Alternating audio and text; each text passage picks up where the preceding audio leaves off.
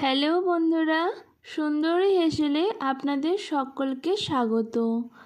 আজ আমি আপনাদের সাথে শেয়ার করব ঠান্ডা ঠান্ডা শরবতে মহব্বত বা মহব্বত কা শরবত। এই প্রচণ্ড গরমে আপনারা এই মহব্বত কা শরবত বানিয়ে নিতে পারেন। আর এখন তো রমজান মাস চলছে, আপনারা এই শরবতটি ইফতারেও বানাতে পারেন। এই মহব্বত কা শরবত বানানো ভীষণ সহজ আর খেতেও খুব সুস্বাদু হয়। আশা করছি আজকের আমার বানানো এই মহব্বত কা শরবত আপনাদের ভীষণ পছন্দ হবে। তাহলে চলুন আর কথা না বাড়িয়ে আমি কিভাবে মহব্বত কা শরবত তৈরি করি তা দেখে নেওয়া যাক। মহব্বত কা শরবত বানানোর জন্য এখানে আমি তরমুজ নিয়েছি, আর তরমুজের আমি এক ফালি অংশ কেটে নিয়েছি। এরপর সেটাকে আমি ছোট ছোট করে কিউব আকারে কেটে নেব। চেষ্টা করবেন এই শরবত বানানোর জন্য তরমুজটা যাতে লাল হয়, লাল দেখে তরমুজ নেবার। আর আমি তরমুজটাকে এরকম ছোট ছোট কিউব করে কেটে নিয়েছি। আর শরবত বানানোর জন্য এখানে আমি 1 লিটার দুধ নিয়েছি। এরপর একটি বোলের মধ্যে আমি দুধটা ঢেলে নিচ্ছি। এই দুধটা কিন্তু আমি আগে থেকে ভালোভাবে জাল দিয়ে ফ্রিজে ঠান্ডা করতে রেখে দিয়েছিলাম। এরপর মিষ্টির জন্য আমি এখানে দিয়ে দিচ্ছি চিনি। এখানে আমি 3 চামচ পরিমাণে চিনি দিয়েছি। এরপর এর মধ্যে আমি অ্যাড করব রুয়াবজা। এই রুয়াবজাটা আপনারা বাজার থেকে কিনে নিতে পারবেন। এখানে আমি বড় চামচের 1 চামচ পরিমাণে রুয়াবজাটা দিলাম।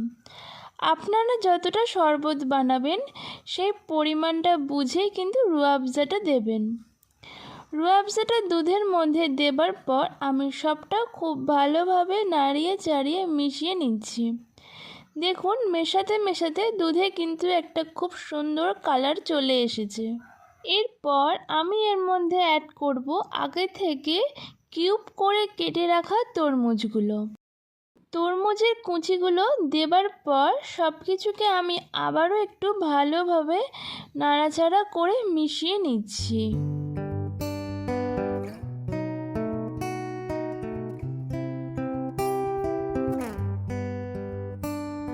এরপর আমি এর মধ্যে অ্যাড করে দিচ্ছি বরফের কিউব।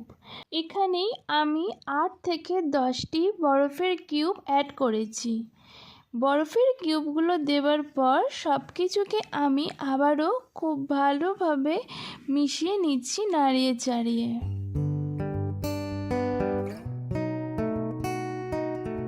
এরপর আমি 2টো গ্লাস নিয়েছি, আর আমি শরবতটা 2টো গ্লাসের মধ্যে ঢেলে নিচ্ছি।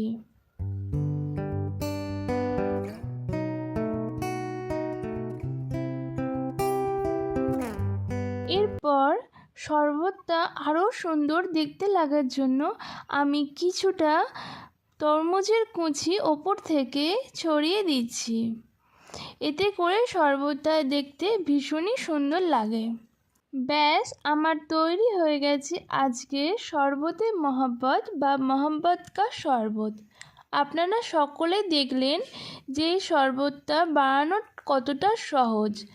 তাহলে আপনারা কেন দেরি করছেন? বাড়িতে এবছর গরমে অবশ্যই এই শরবতটা একবার বানিয়ে দেখতে পারেন।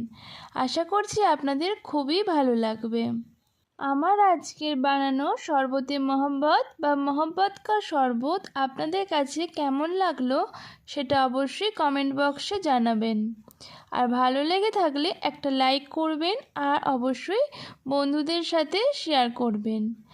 আর এই রকম নিত্য নতুন রান্না দেখতে অবশ্যই আমার চ্যানেলটাকে সাবস্ক্রাইব করে আমার পাশে থাকবেন। তাহলে চলি, আজকের মতোই ধন্যবাদ। দেখা হচ্ছে পরবর্তী ভিডিওতে।